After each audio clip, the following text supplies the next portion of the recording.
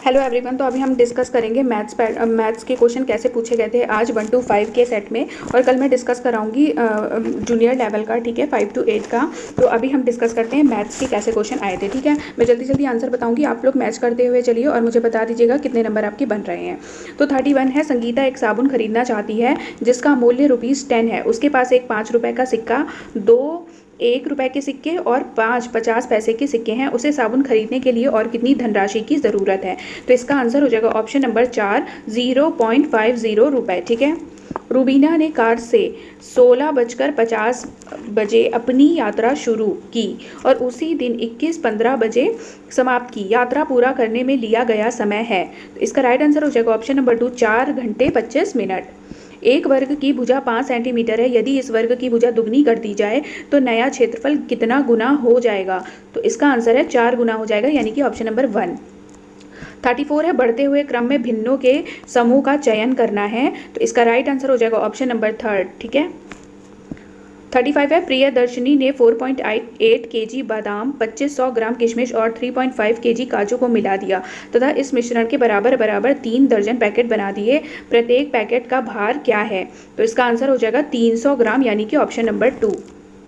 36 में पहले ये संख्याएं दी हैं कि विषम संख्या पदों का योगफल बताना है आपको। तो इसका राइट आंसर हो जाएगा ऑप्शन नंबर 1।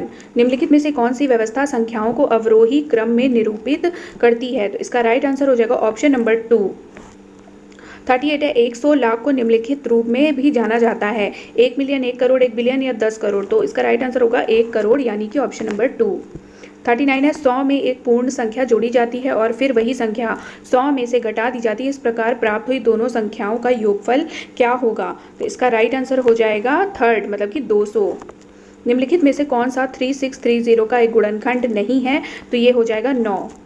निम्नलिखित में से कौन सा कथन सत्य नहीं है? तो जो कथन सत्य नहीं है वो है ऑप्शन नंबर 3, यदि एक पतंग के सम्मुख कोण बराबर हो तो वह एक आयत बन जाती है। ये सही नहीं है, ठीक है। नीचे दिए गए पैटर्न में लुप्त संख्या क्या है? तो ये लुप्त संख्या है 28, यानी कि ऑप्शन नंबर 4। निम्नलिखित तालिका को पढ़िए, सबसे अधिक और सबसे कम पाए जाने वाले रक्त समूहों का अनुपात क्या होगा? तो इसका राइट आंसर होगा ऑप्शन नंबर 2, 4:1। निम्नलिखित समूह में से किसमें सभी त्रिआयामी आकृतियां हैं? तो इसका राइट आंसर होगा घन, घनाभ, गोला, बेलन, यानी कि ऑप्शन नंबर 1। अमीनी 36 सर्व सम वर्गों को अलग अलग प्रकार के आयतों में व्यवस्थित कर रही है। वहाँ इन वर्गों द्वारा अलग अलग प्रकार के कितने आयत बना सकती है?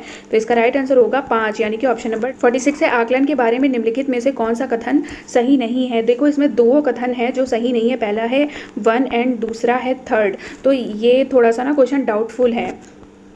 47 है, यदि अधिक, कम, लंबा, छोटा, दूर, समीप, बड़ा, छोटा आदि अवधारणाएं क्या हैं? तो इसका राइट आंसर हो जाएगा ऑप्शन नंबर 1, महत्वपूर्ण पूर्व संख्या अवधारणाएं हैं। गणितीय अधिगम सामग्री सूत्र के प्रदर्शन में शिक्षकों की मदद करती हैं, स्वतः अधिगम में विद्यार्थियों की मदद करती हैं, निर्देश देने में शिक्षकों की मदद करती हैं, या कक्षा में अधिगम वातावरण का निर्माण करने में मदद करती हैं। तो इसका राइट आंसर हो जाएगा बी और डी जो है वो सही हो जाएगा, यानी कि ऑप्शन नंबर 2।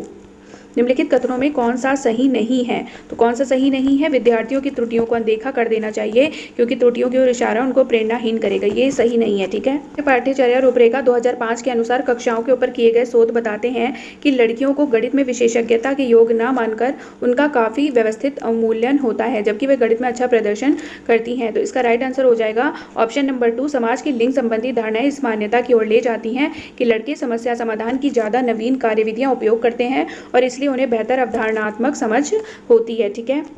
51 है, एक शिक्षिका गणित कक्षा में रोल प्ले भूमिका निर्वाह विधि का उपयोग करती है, उसका उद्देश्य क्या है? तो इसका राइट आंसर हो जाएगा विचारों का बहिर्वेशन, यानी कि ऑप्शन नंबर 4।